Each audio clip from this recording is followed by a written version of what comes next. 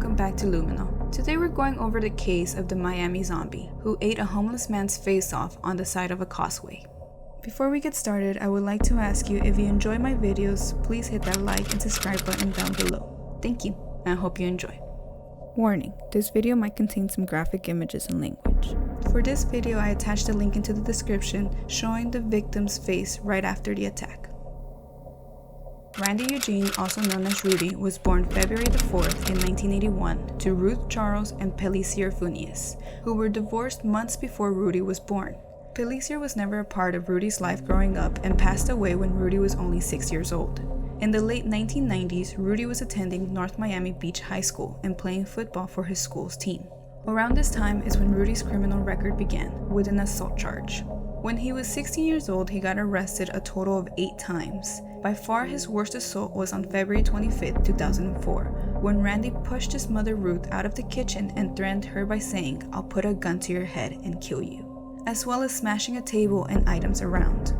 In 2005, Randy married Jenny Duncton. However, their marriage lasted about 18 months before Jenny wanted a divorce due to the inexhaustible amount of domestic violence.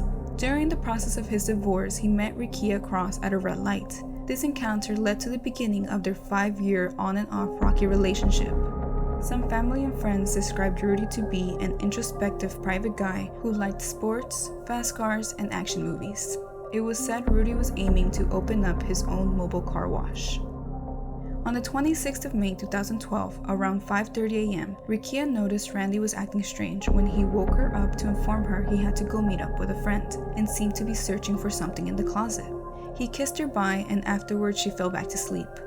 Randy was known to drive around a purple Chevrolet Caprice, which broke down by the beach that day. Security cameras captured Randy hovering around his vehicle for about 30 to 40 minutes before he finally abandoned it and headed westwards towards the MacArthur Causeway.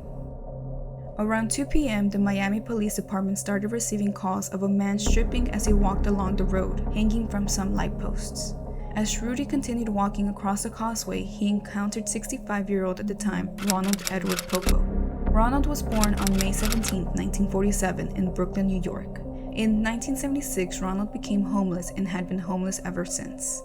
On the day of the attack, a security camera not only captured Randy beating up Ronald, it also captured Randy removing Ronald's bottoms once Ronald was unconscious and commencing the consumption of Ronald's face, including his left eye, nose, and mouth. Police department now began receiving calls of a naked man attacking and eating a homeless man's face. As soon as officials arrived at the scene, they could see a trail of clothing leading to the attack, as well as Randy's ID and torn pages from the Bible. The first police officer at the scene demanded Randy stop the brutal attack and to freeze. However, Randy, who was growling and had Ronald's flesh sticking out of his mouth, refused the order. This led the startled officers to force Randy to stop the attack by shooting him several times.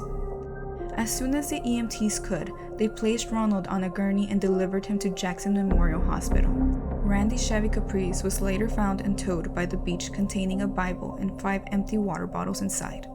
Ronald Popo survived the brutal attack and was finally reunited with his surprised daughter and family, who believed he had suicided and had been dead for more than 30 years. As for Randy Eugene, the 31-year-old passed away at the scene. Authorities speculated a popular drug at the time called bath salts was the causing factor for such a heinous, gruesome attack. However, Randy's toxicology report came back with absolutely no traces of bath salt components or any hard drug for that matter. Some of Randy's family and friends believe he was a victim of voodoo. Rikia stated, "Somebody did something to him. Somebody put something on him. I know for sure that wasn't Rudy." While Joe Aurelius, a church friend, stated, "Rudy was fighting a demon that day and he lost." If you liked the video, please like, share, and subscribe. Until next time.